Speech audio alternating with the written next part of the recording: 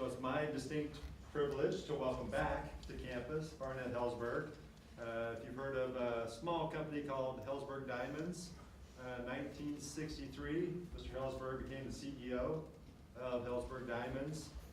And in '67, he came up with the I Am Loved campaign slogan. So you all have buttons, I think, have that on there. And that was in honor of the love of his life, as he says, his first wife, and only wife, Shirley Bush Heltzberg. And for quite a few years, was mentored by someone else whose name you may recognize, a guy named Kaufman, right? Royals Kaufman Foundation. So for 23 years, had the opportunity to be mentored by Mr. Kaufman.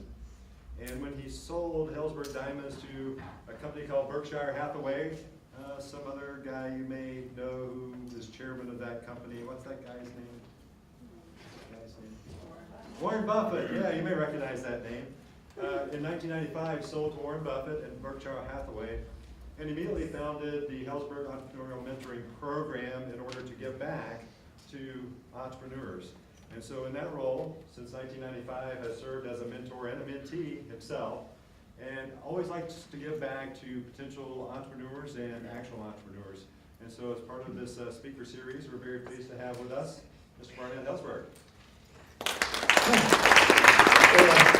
When I learned the name of the new president, I felt very guilty because I had to call my trainer, whose name is Greg Best, and tell him I wasn't showing up. So I got double duty here. Anyway, I want to give you a quick rundown. I got to tell you, I got a little problem saying successful because I think it's really important. I've been working with rockers for many years, and we had a meeting, you know, how success for our graduates. I think you make your own definition. And whatever it is it family, is it balance, is it dollars, is it some incredible invention? Whatever it is, but you define success. I will read you, just because I like it, one definition, and just very pleasant. And this is, I think it's Ralph Waldo Emerson's definition.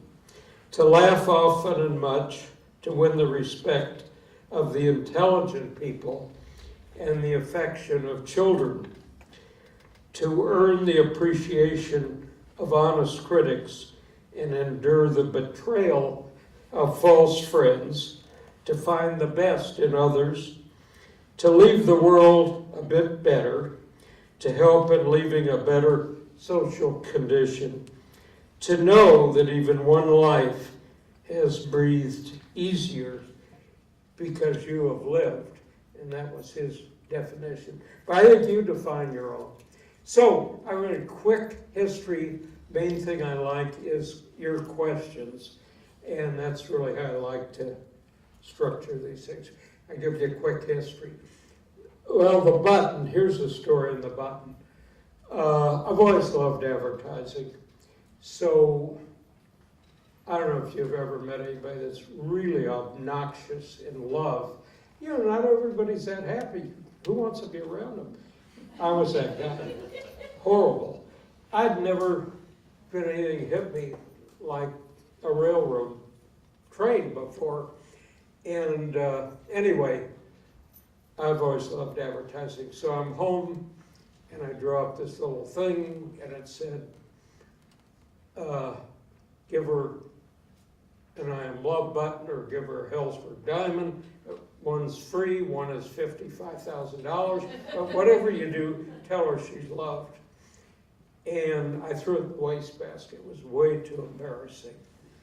And to this day, I cannot wear I Am Love shirts or anything. Anyway, but I finally pulled it out and I stuck it into our office.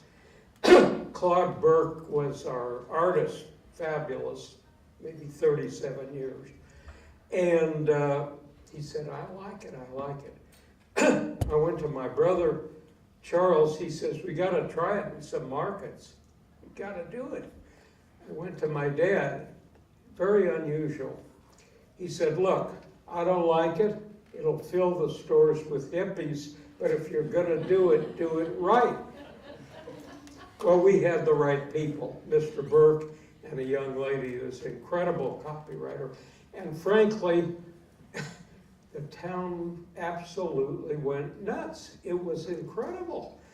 I mean, one school prohibited wearing them, so we ran an ad that said, follow the rules, but wear it after. It was amazing. So it was really fun. And, you know, we started trademarking it in every classification. I thought we were gonna be putting out I Am Love Cars. I mean, I was going a little nuts. But anyway, so that was a lot of fun. I have to tell you that I'm not a mentor, I'm really a mentee. And I actually, I was a mentor a few years ago, and I thought, you're terrible. I fired myself. And this is our program. Well, I want to be a mentor, so what do I do? Now I get a partner who's got some sense and, you know, balance. So I am a mentor. I got a couple of mentees. But I have partners. Keep me straight. Philanthropy, well, I don't really believe that our mentoring program is giving back. I think it's really very selfish. I have a choice. I can talk to my contemporaries and hear about their hips and their knees and all their body parts, or I can meet 50 new people, learn about all these businesses I never knew anything about, and they're wonderful people. We're very tough about who gets in. So I don't think it's giving back. I think it's very selfish. The other thing, so anyway, here's a quick story. Our company, my grandfather started in 1915, Kansas City, Kansas, had a stroke 3 years later. My dad took over, 15 years old, loved it, and he was a natural. Broke a lot of the rules. He just didn't copy what everybody did. And really loved it. He had such positive attitudes. You go to him, Dad, this is bad, this is really bad, this fell through. Well, you were kicked upstairs. Well, how were you kicked upstairs? He could always turn it around, and it was a big advantage, whatever happened. And that was a kind of positive person. I mean, people say, how'd you do in the recession? Well, I don't know what year the recession was. We never talked about it. The way to get fired was, oh, they're all at the ball game, or everybody's sick with the flu, or that stuff didn't go at all. Anyway, so he's a very positive guy. Expanded into Missouri, Kansas, and Iowa. And he was ill. I was 29. And backed me up, said, you know, I want you to be the president. I said, will I really be the president? Yes. And we had some very good, well, first we really messed up. You know, they say it's our mentoring program, we say it's good to learn from your own mistakes. It's better to learn from somebody else's. Well, what we did, we had these great downtown locations, which we thought were forever. And of course they weren't, and they were going this way. So what do? We copy our competitors. We go into licensed department and discount stores. You never even know the name of these. Some of them, well, Kmart, you've heard of, Woco, Gem. Anyway, it was a horrible business. Well, we woke up, believe it or not, about the shopping centers. Okay, so we go to the shopping center convention, which is a shopping center of shopping centers. Yeah, what are you building? What are you building? Well, we don't need you. We got 2 Zale, we got 2 Gordons. You know, they got a high end, they got a low end. We don't need you. Well, by some politics, I'm sure we got into a couple centers. And we knocked ourselves out. We did double, at that time, the average volume of other stores.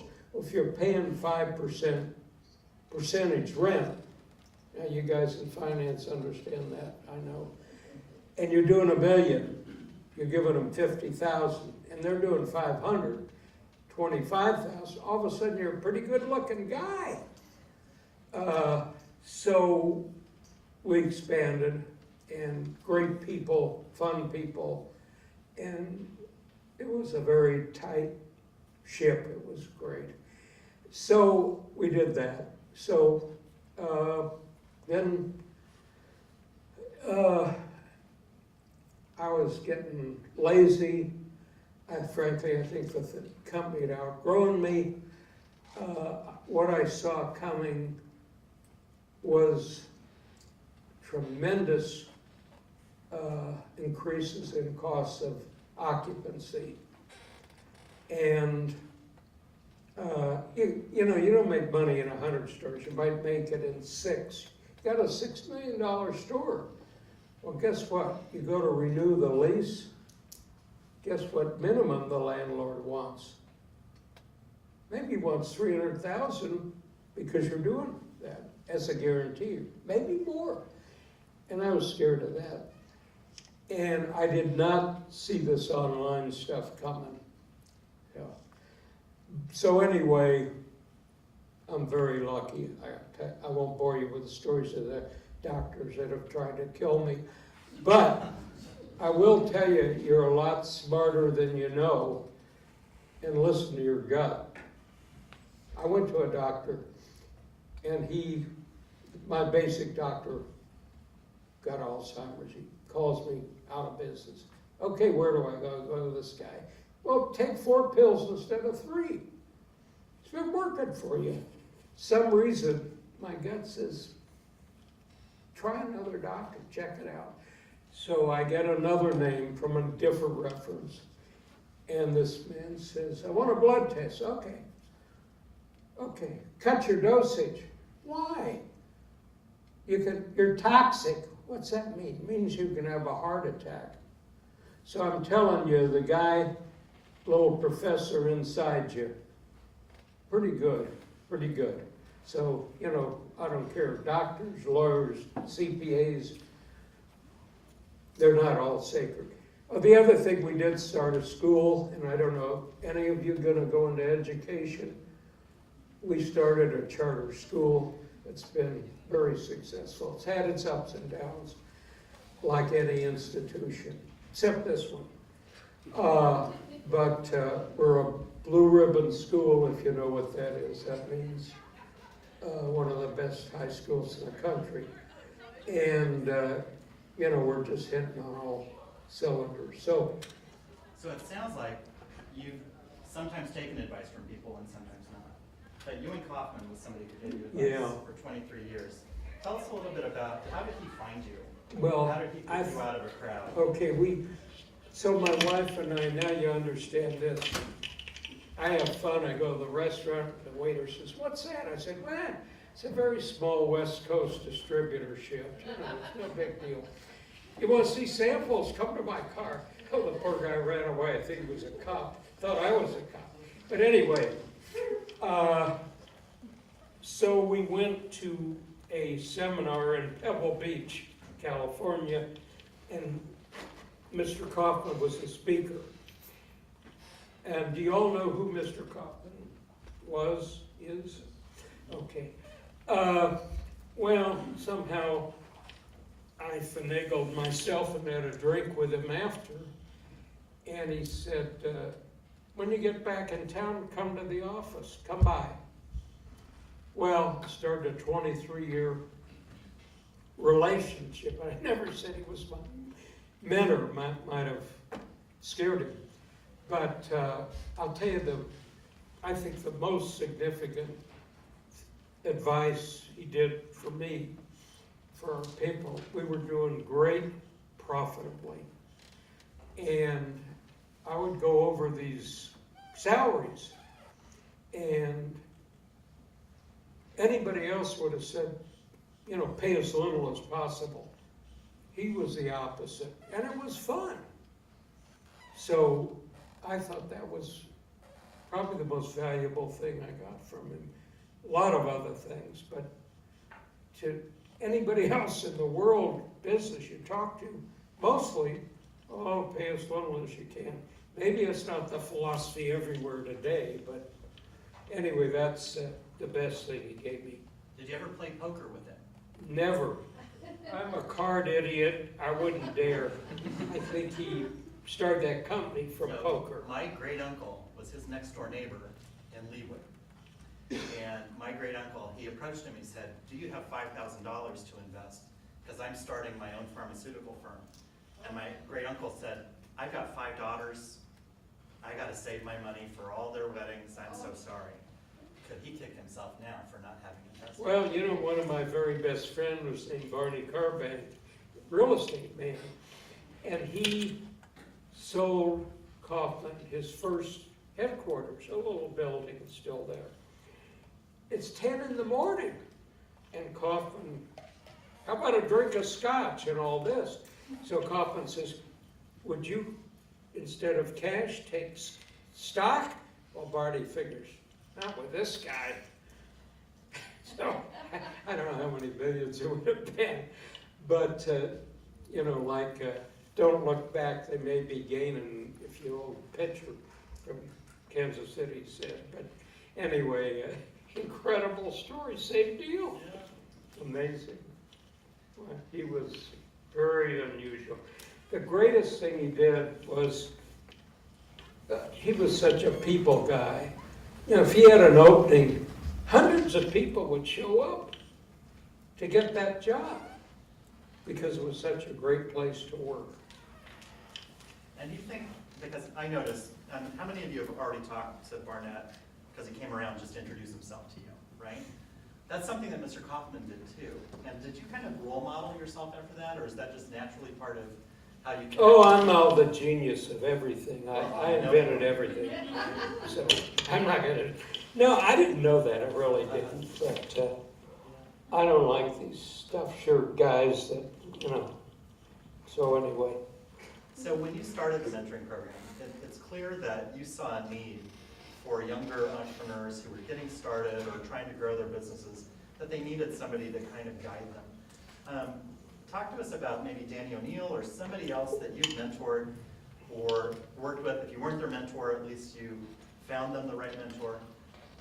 What's been important for you in terms of helping to encourage entrepreneurial growth? Oh, well, I'll tell you a story. I finally did something good. I told you about a lousy mentor, but I had a meeting with, I learned from, got a very smart woman, Laura Lee Jones, and what I learned from her is, you don't go with a rifle to get a customer.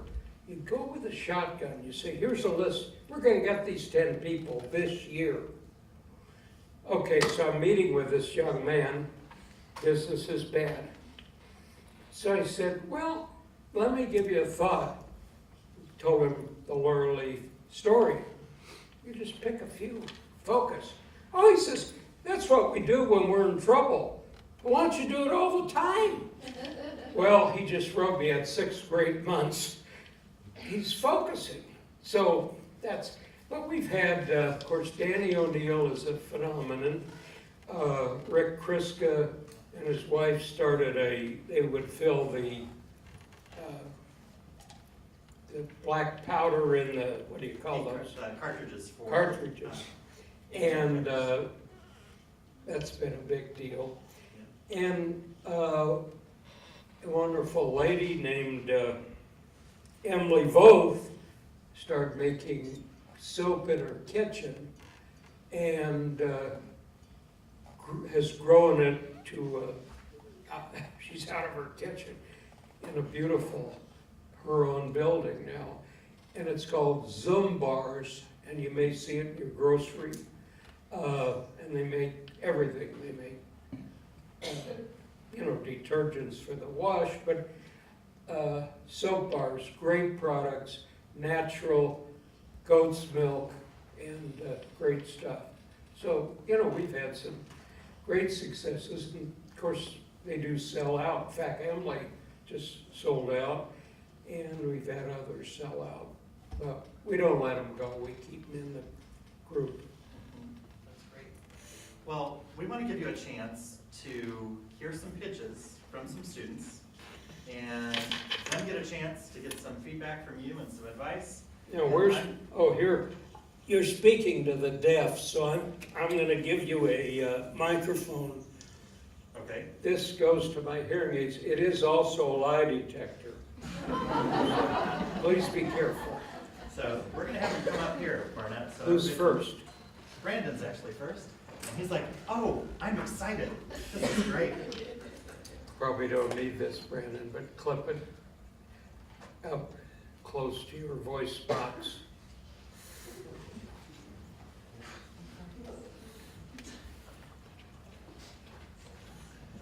Do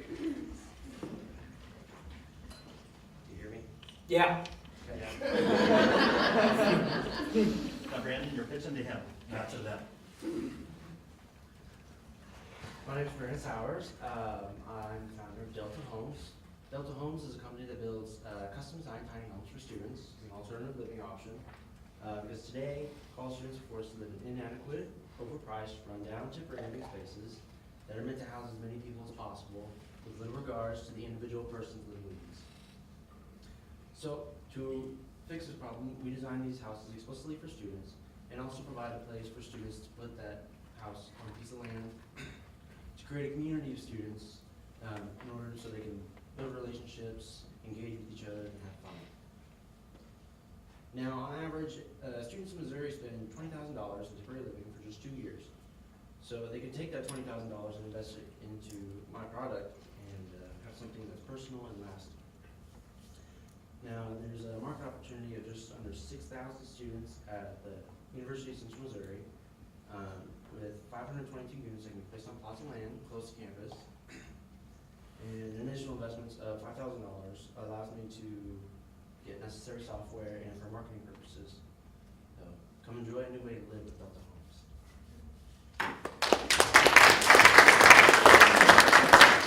That's a very impressive idea, because at colleges, there's always this problem. So how would you market it? Mainly through social media, just because of the target customer, being the college student. College students really social media, school events, and through my website. What about financing? How do we get $20,000 or whatever we need? Okay, so they would come to Delta Homes and we would help them financially because we want to include all students, no matter any kind of financial background. So we want to offer things like a rent-to-buy program, so they can pay a small amount per month, and if they aren't able to keep it, we can do a buyback program from them. Also, that would be the same with like a personal loan. If they have good credit, I can just buy the house outright. So where will you get the money to finance it if they want to make a small down payment? Well, hopefully a larger investment later on for some trading equity. I'll tell you, that's got real potential. Really, because this is a problem that probably every school in the country has. Yes. Brandon, talk to him about, so these are tiny homes, but they're on wheels. Yes. They get built on a trailer. Tell him more about the design of how that works and what you're imagining them doing on a piece of property. Okay, so each house we tailor to a specific, or the house we designed for the trailer, and they come in varying lengths between 12 feet long all the way up to 32 feet. These trailers are very high quality. They have special wheel widths, steel tube tubing as the framing for the subfloor, so it's very structurally sound, no matter how often you travel, whether weather conditions that are extreme. But this allows students to also take the house wherever they go. They get a job across state, and they don't have to deal with Price range, What's low to high price range? The cost to build would be 8,000 to about 30,000. That's your cost? That would be the, cost to build it, and then that would be the selling price. How much are you gonna mark it up? Mark it up, I was running some numbers and stuff, but I was looking at about between a 50 and 60% markup. What percent? 50 to 60%. So what will it cost the consumer? I think when I was punching.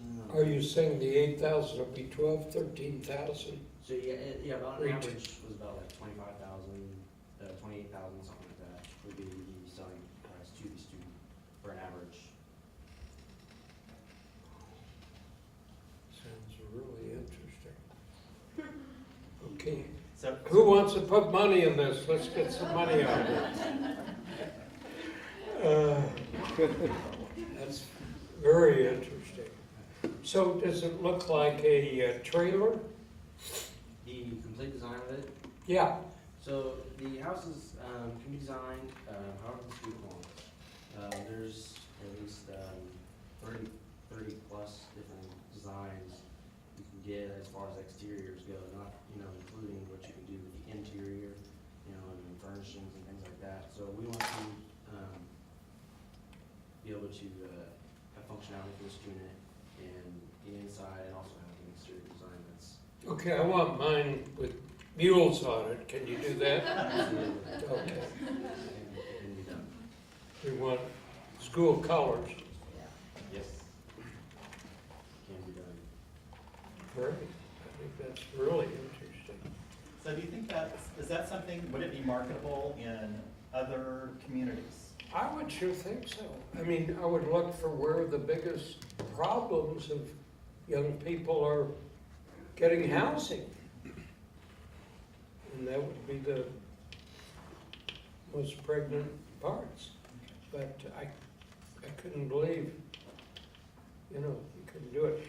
The financing, I mean, I would hope you make a deal with 2 banks, maybe not one. And, they understand it, they're part of the deal, and they're your partner. I don't mean literally, but I mean, they get the business out of it, they get loans, And I think that'd be the biggest challenge, probably. Yes. But I think you can appeal to their ego, with putting whatever it is, the mules or whatever you want, the school colors. I think that could help too. So I think it's really interesting. What would a bank be looking for if a bank is gonna work with him? to Well, provide that's a that? problem. Collateral, and we'd have to, you might have to get some partners that will give you some collateral backing and so on. I have always quite George Washington with our hemp program or our school. He said, no entangling alliances, but, you've got to do something to get it going. And you go to them, and you need to read the story of Springfield Manufacturing. Does anybody know that story? Well, Jack Stack is the man's name. And not the barbecue Jack Stack, this is different. Anyway, they close the plant. So he gets a group. We need, money. I want to keep going. I don't want to lose all these jobs. He went to, I think, 100 banks before he found one. You never fail if you don't give up. So, it won't be easy. Yes. So you want to read that case, Springfield Remanufactured or Manufactured, and, but it just makes sense. Thank you.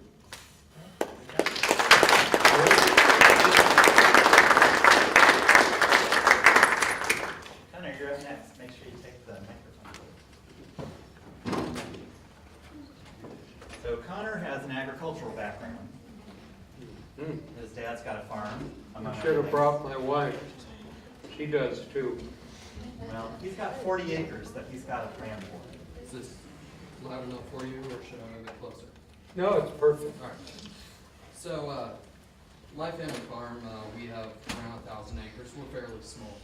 And my dad's been beset with some health problems since I was little. He's had an open heart surgery, he had a work accident, and it's racked up, quite a bit of debt covering those medical bills. Being self-employed, eventually the insurance doesn't cover all the specialists.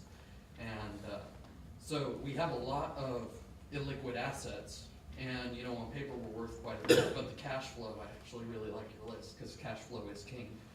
And so my plan is kind of to move away from your cash crops like soybeans and corn and move towards more cash-based transactions for like high-quality hay, for horsemen and stables.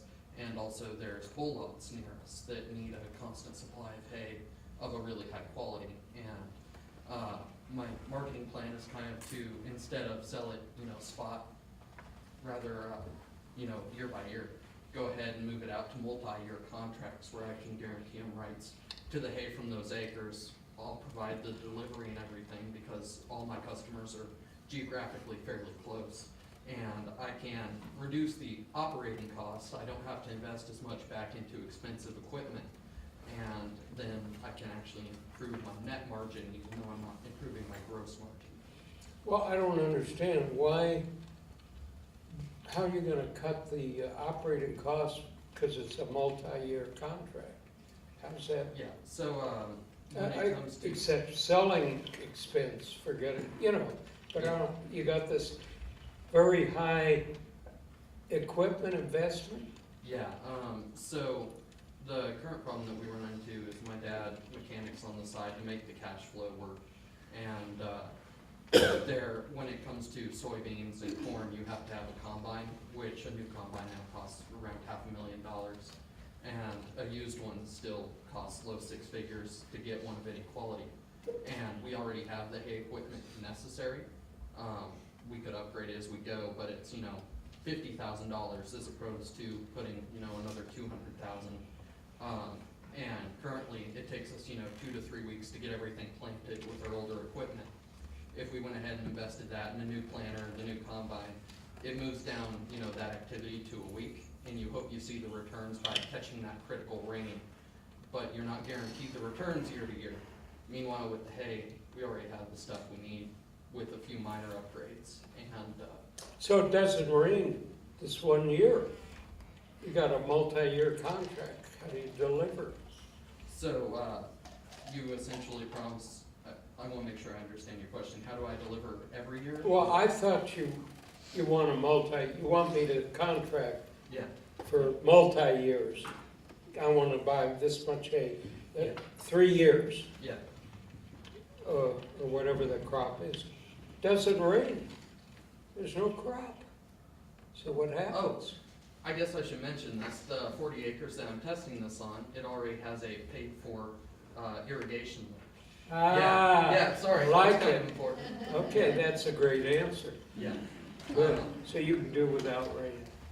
Yeah, and if it's a dry year, and that way I can kind of keep my hay production in that small area, The rest of it, we can still row crop. I know very little. My wife actually has cattle. She grew up in a farm, so I know what I hear from her, but not smart enough to understand very much of it. And I know hay's a big deal. So what gross 40 acres of hay, what's the dollar gross Yeah. you can expect? So, Cost and retail? So Missouri, current hay prices this year are much higher because we had a lack of rain and we had a failed hay crop. So I'd like to protect them against that, but still take a little over probably the average year. So it'll average out for them long term. And on that 40 acres, the first year you can expect 30,000 gross, and it nearly doubles to about 55,000 subsequent years when you have improved yields, because establishing it Is 30,000 the crop or the dollars? that's the dollars. That's the dollars. Yeah. For that 40 acres. So is that cost or what you charge? That's what you charge. That's your gross profit. And what'll the cost of operation be? So the first year, when you have the additional equipment going over the ground for the planting and everything, it's going to cost 15,000, and after that, it drops to around 10 or 12, depending on your. Total cost, Yeah, including seeds or whatever you do? yeah, since you have the. How do you plant corn, hay? I don't even know how you get. Yeah, so. We talk about hay all the time, and sometimes you have to buy it, you don't produce enough, and blah, blah, blah. Yeah, How do you get hay? so with hay, you essentially take, it's called a drill. It's kind of like a planter, but it does narrower rows. It plants it much closer to the top with more precision, and that helps you establish more delicate seeds. But Because, what's the seed? what do you mean? Hay seed? Oh, okay, yeah, so there's different varieties. We're looking at alfalfa and orchard grass mix right now because it provides a really high protein content, and also with the orchard grass mix helps capture a little more nitrogen back for the alfalfa and provides some more carbs in your mix. So currently looking at orchard grass and alfalfa, but other great alternatives. There's a new seed developing called teff grass, which is from Africa. It's very drought resistant, has great yields year on year, and comparable to orchard grass, but with better yields. I hope that answers your question. Well, There's all kinds of varieties. There was a advertising man named Russell Reeves. His concept was USP, unique selling proposition. If you've got the irrigation, can't you say, look, even if there's no rain, you're gonna have hay? Yeah, and that's part of my premise, is That's a big deal. pushing to tell them, I can be consistent, because a lot of hay providers aren't. They buy from their neighbors when their neighbors have extra, or they pay the price to have it shipped in out of state. And I can, promise them, I can give you what you need for small. Can you get a bit of a premium price because of the quality and availability? Yeah, so Dr. McCord, there in the front row, I'm launching this for one of my senior classes, and she's had us interviewing all kinds of potential customers. Great. And, so the price range that I found is right in line. I'm looking at $180 to $200 per ton. That's a ton of hay. And how many tons do you produce annually? So my first year, I'm expecting 2 to 2.5. That's in line with establishing. And then after that, the Missouri average is. No, how many total tons Oh, for the. will you produce? Is it one crop a year? No. So I'm giving you total, there's usually about 3 to 4 cuttings, and I'm giving you the total Okay. numbers per year. So what's the total numbers? 2 to 2.5 per acre, so 80 to 100 tons the first year. And after that, it would be between 120 to 160 tons on average. And then that would be times your $200. So how desperate, you've talked to a bunch of people, how desperate are they for hay? A year like this where there's a shortage, we actually have a lady who's an entrepreneur herself starting a horse stable in Columbia, and she's willing to contract with us this year for whatever we can get her. And so we're taking her up on that to help pay for seed next year. So that's how we're kind of bootstrapping it without taking on additional debt, is she's willing to take our leftovers because we have a little this year, and it should cover our seed. Why'd you have leftover if it's such a hot commodity?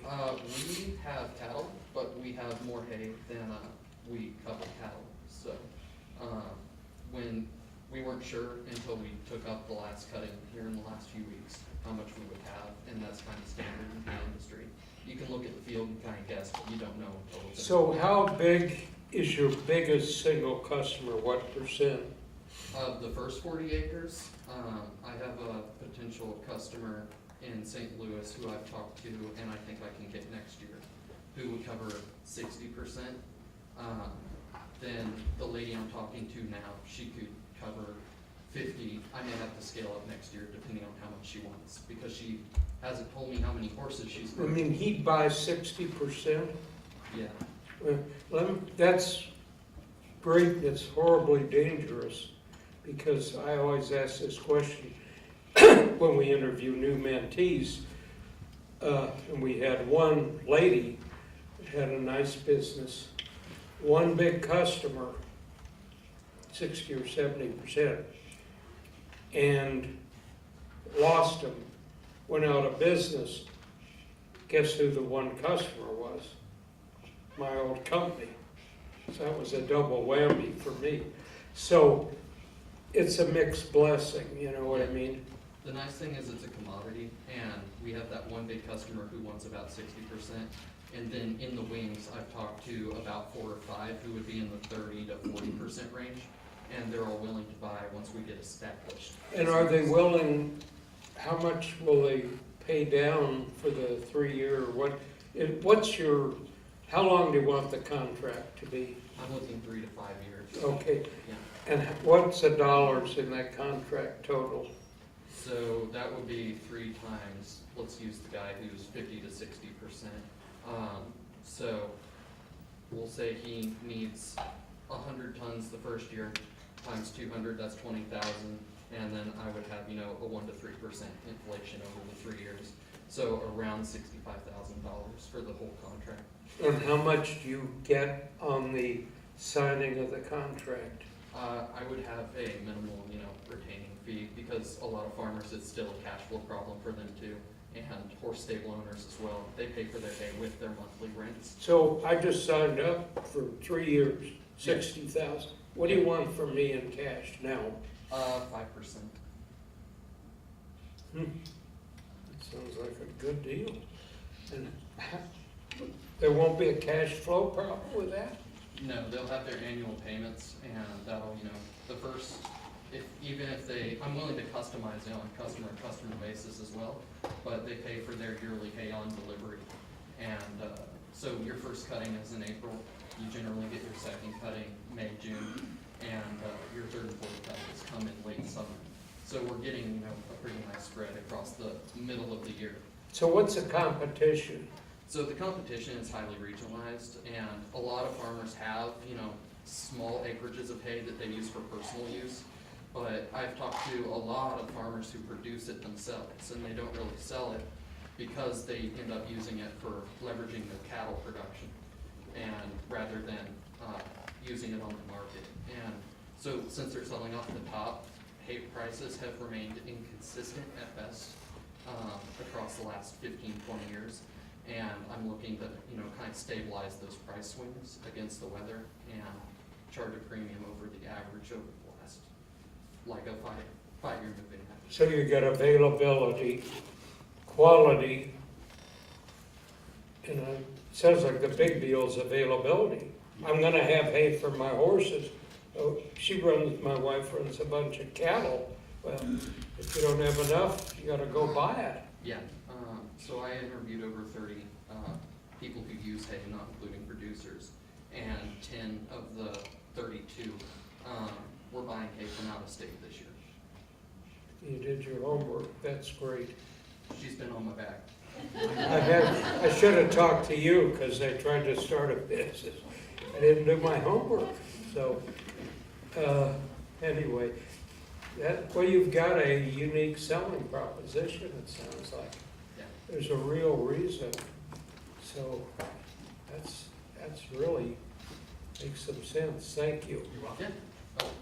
Yeah. I think it's really good. Yeah. Anything else? And no, but when you talk to these people, how do they react to this idea?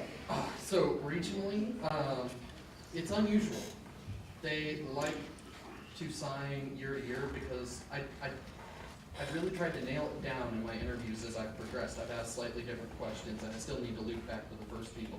But they buy year to year, they're used to buying year to year, and their current alternative is they'll buy lower quality hay in a year like this because they have to, and then they supplement from grain stores with whatever, you know, nutritional tubs. So why isn't that better for you? Because you can up the price based on current market.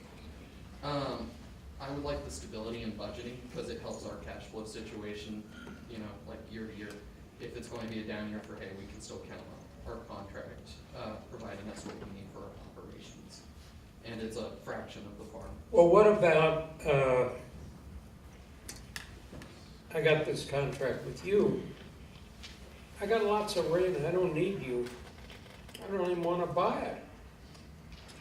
I'm willing to take right into the contract a penalty if you really feel that you can get better quality hay somewhere else at a lower price. Not better, but I can grow my own, I just don't need it. Oh, I'm not looking at people who are currently growing their own, they don't have the room.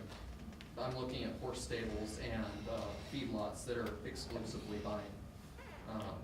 Some of the people I Okay, but interviewed do some. we're gonna cut our quality, we're buying junk. Yeah. We don't want you anymore. What happens? I can show them that, I'm still providing them the savings because they're not spending, if they have the cheap hay here and my hay's here, they're still spending above that with their nutritional tubs. I'm not the salesman in the family. I see the numbers and I'm bad at getting them across, but you're going ahead and you're spending that extra money either way. We're just providing you with the consistency. Well, let me give you a great quote. I'll learn everything from the mentees. So this is a contractor. Well, will you bid on my house? Yeah, but I want you to know, I'm not gonna be the low bidder. I want you to know that right now. So you place yourself in that position, and my dad, he had that concept Yeah. on diamonds. Yeah, you don't always have to compete on low price. We'd like to compete on, stability, reputation, and long-term investment. And quality. Yeah, No, well, the availability sounds like a big deal. year to year, it's terrible. But some years, there's not an availability problem, right? Yeah, so it's actually fortuitous that this year was really, really short, because next year, people are still going to be trying to catch up.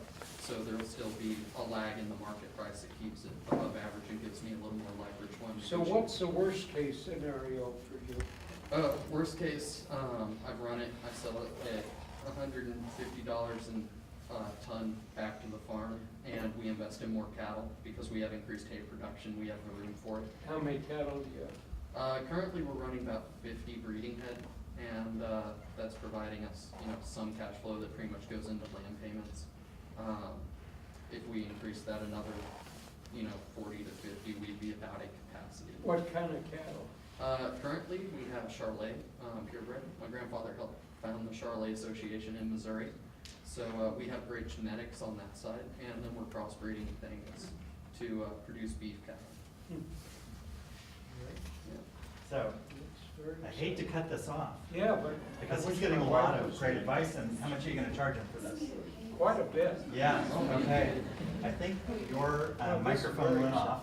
But a round of applause for Connor while.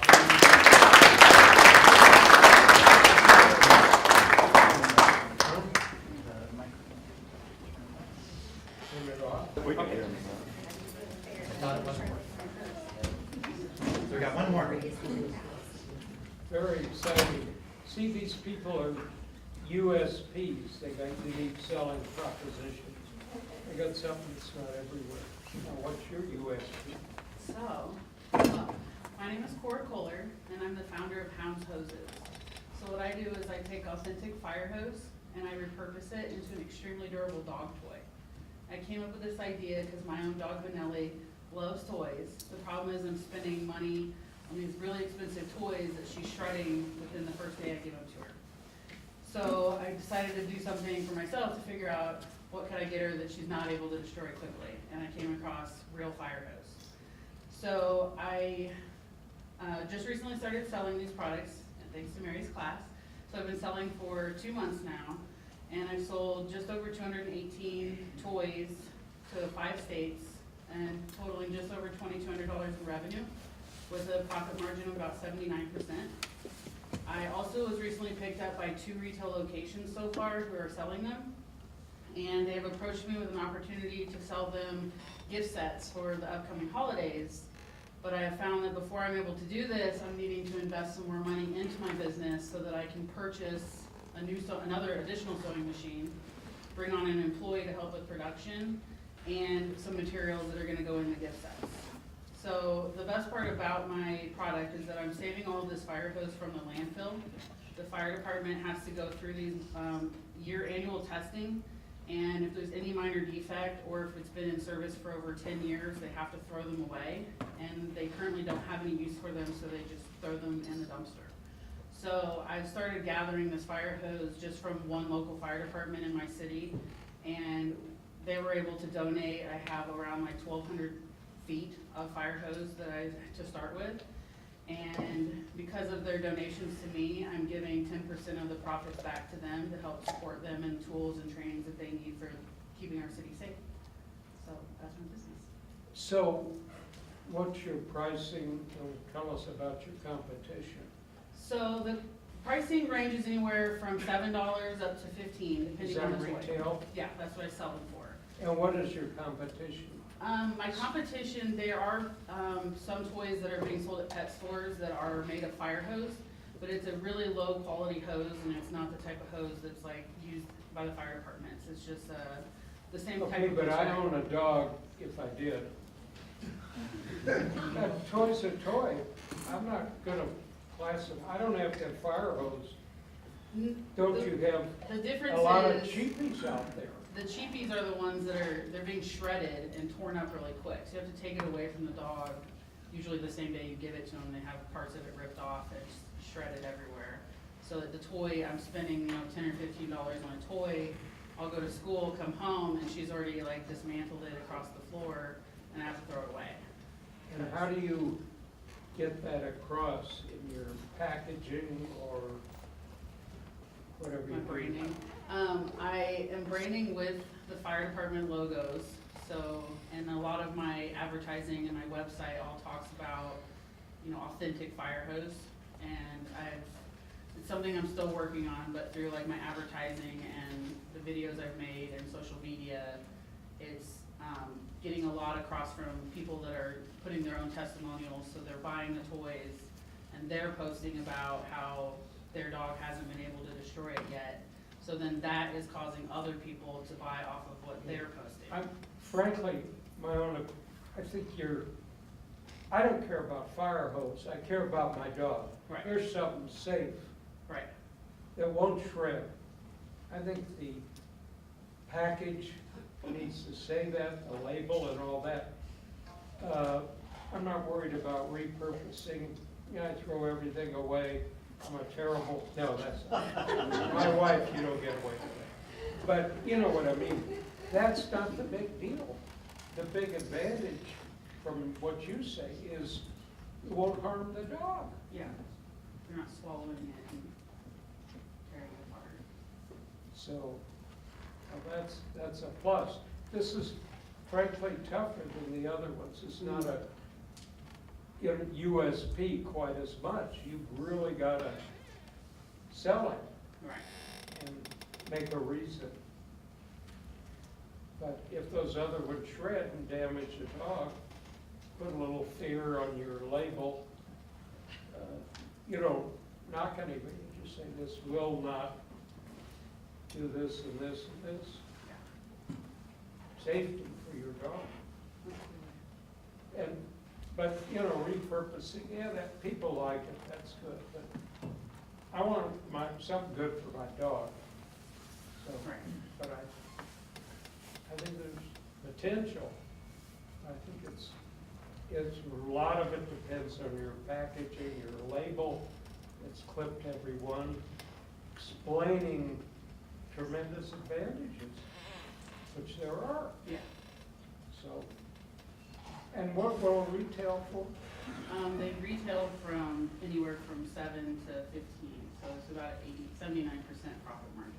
And what, well, wait, 79% for who? For me, because it only cost me, like this one only cost me like, But you're not gonna get the $7, is that the retail? I'm selling it to the retail for that too. They're Oh. marking it up. Okay, what do they sell it for? The two stores that I have, like this one I sell for 7 and they sell it for 9. So they're like usually adding $2 to $3 per toy. No, they're gonna go out of business. They're not in to make as much profit. It's like a doggy daycare facility. So Okay, well, that's. it's not a toy store. It's, So what will I pay for other doggy toys? Are we too long? No. I'm always dropping this. It What- depends on the toy. I wanna buy toys, what do I pay? it depends on the toy, but most of them, like on the cheap end, you can get like $4 or $5 for a cheap toy, and then I've spent upwards of $20, $30 on a toy and get the same results with shortening. I think it's really, marketing is your key, Yeah. but you do have an advantage. You're saving my dog. So, Okay. great. Saving your dog and you don't have one. So,